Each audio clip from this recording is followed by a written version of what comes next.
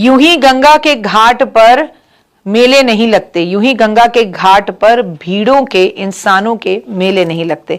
कुछ पाप तो इंसान ने जरूर किए हुए होते हैं, लेकिन क्या आपको पता है कि हम सब जाकर गंगा जी में अपने पाप धो लेते हैं। और गंगा जी कहां जाकर पाप धोती हैं? गंगा जी ऐसे बच्चों के घर में जाकर अपने पापों को धुला हुआ समझती हैं जो बच्चे अपने माता पिता की सेवा करते हैं, या बड़े बुजुर्गों की सेवा करने वाले घर को स्वयं आप एक तीर्थ स्थान समझिए। नमस्कार, सुस्वागतम, वेलकम, अभिनंदन। मैं हूं आपके साथ आपकी अपनी होस्ट डॉक्टर वायरा की। आपका स्वागत अभिनंदन करती हूं आपके, मेरे और माता रानी के इस खूबसूरत से यूट्यूब चैनल पर। गंगा दशहरा, आप कहेंगे कि अरे मैडम कैसी बातें कर रही हो, गंगा दशहरा तो अभी निकला है। भूल गए ना आप? इस बार जेठ का महीना 2 बार है। वो पुरुषोत्तम मास का गंगा दशहरा था और ये गंगा दशहरा है जेठ मास का। 20 जून को बुधवार का दिन है। चलिए, हम गंगा दशहरा की आप सभी को देते हैं बहुत बहुत शुभकामनाएं।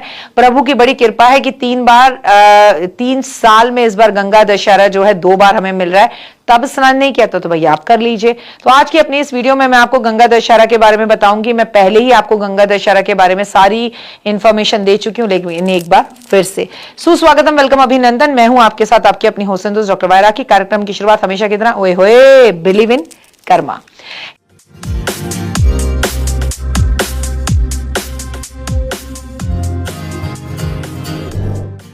इस दिन आपको क्या दान करना है, क्योंकि दान करने से जीवन बदल सकता है। तो चलिए वीडियो देखते हैं। सबसे पहले गंगा दशहरा की बात करते हैं। गंगा दशहरा हिंदू धर्म में बहुत खास और महत्वपूर्ण है। माना जाता है स्थिति पर मां गंगा धरती पर अवतरित हुई थी। ऐसे में गंगा दशहरा के शुभ अवसर पर स्नान, दान, पूजा करने से बहुत महत्व माना जाता है। ऐसे में मनुष्य को जाने अनजाने में किए गए पापों से मुक्ति मिलती है, साथ में मोक्ष की प्राप्ति होती है। इस दिन साधक को हरिद्वार, प्रयागराज समेत कई पवित्र स्थानों पर गंगा स्नान करना चाहिए, और नहीं कर सकते तो अपने घर के नहाने की बकेट में ही थोड़ा सा गंगा जल मिला के स्नान करें। कहा जाता है पुरानी कथाओं के अनुसार राजा भागीरथ ने अपने पूर्व जन्म का उद्धार करने के लिए घोर तपस्या करी, और तपस्या से प्रसन्न होकर मां गंगा पृथ्वी पर अवतरित होने के लिए तैयार हो गई और हुई भी। गंगा दशहरा पर क्या करें? विशेष उपाय। एक साफ कागज पर गंगा स्रोत लिखें और उसे पीपल के पेड़ के नीचे गाड़ दें। उससे आर्थिक परेशानियों आ रही हों वो दूर होती है, जीवन में सुख, वैभव, यश मिलता है। गंगा नदी के किनारे पर आप स्नान करें, गंगा जी को भरकर लोटे में शिवलिंग पर अर्पण करें, अभिषेक करें, और सबसे बड़ी बात, तांबे के लोटे में गंगा जल लेकर सूर्य को जल दे, और जितना हो सके कुमकुम गंगा जल में मिलाकर माथे पर लगाएं। कुमकुम गंगा जल पे मिलाकर घर के मुख्य दरवाजे पर स्वास्तिक बनाएं। गंगा जल इस दिन जरूर पिए। घर में खाना भी जो बन रहा है उसमें गंगा जल जरूर मिलाएं। घर से दूर अनार का पेड़ लगाएं। मिट्टी के घड़े में जल भरकर उसमें गंगा जल डालें। दक्षिण दिशा की ओर खड़े होकर फिर जरूरतमंदों को आप ये जो कलश है ये भेंट स्वरूप दे दें, ये जो मटका है भेंट स्वरूप दे दें। आर्थिक तकलीफें दूर होंगी। और कहते हैं अनार के पेड़ पर इस दिन घी का दीपक जलाने से और गंगा जल अर्पण करने से मां गंगा बहुत खुश होती हैं। पूरे घर में गंगा जल का छिड़काव करें। एक नारियल पे काला धागा बांधकर और उस नारियल को अपने सर से एंटी क्लॉकवाइज 7 बार घुमाकर गंगा जी में छोड़ दीजिए। गंगा के स्नान के बाद सुपारी, आम, जल से भरा घड़ा, फल, अन्य सामग्री दान जरूर करें। इससे आपके जीवन में आ रहे कष्ट दूर होते हैं। गंगा में स्नान करने के बाद अपने छोड़े हुए कपड़ों को किसी को दे दीजिए।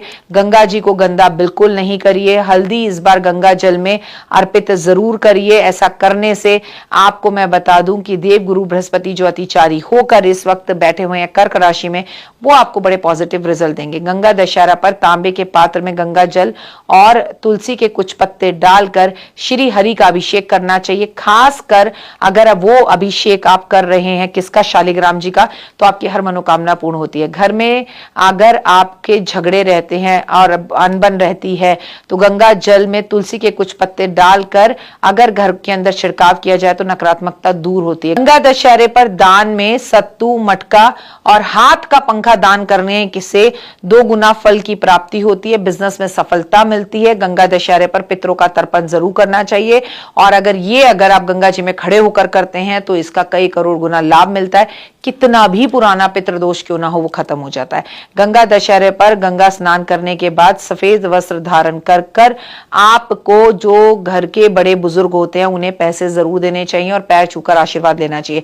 तर्पण करते समय आपको मां गंगा को प्रणाम करना चाहिए और आपको उनसे ये कहना चाहिए कि मां, मेरे घर में, मेरे जीवन में जितने कष्ट, नकारात्मकता है उसे इस जीवन से दूर करो और मेरे पितृ जो जहां पर बैठे हैं उन्हें वैभव यश दो। अगर वो नरक की यात्राएं भोग रहे हैं तो उन्हें वहां से मोक्ष दिलाओ और अगर वो स्वर्ग में बैठे हैं तो उन्हें धरती लोक पर जन्म दो या उन्हें वैकुंठ का वास दो।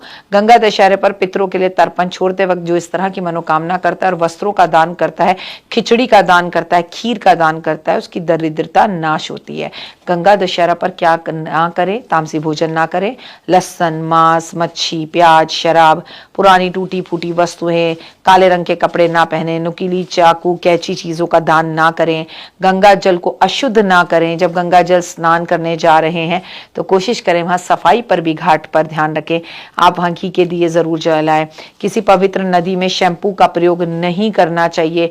किसी के लिए बुरा नहीं सोचना चाहिए। अब शब्द नहीं बोलने चाहिए। कोई दुख में फंसा है तो उसकी मदद करनी चाहिए। कर भला तो हो भला। दूसरों की मदद करने से आपका जीवन अच्छा होगा। अमृत बूंदों के समान गंगा मैया है।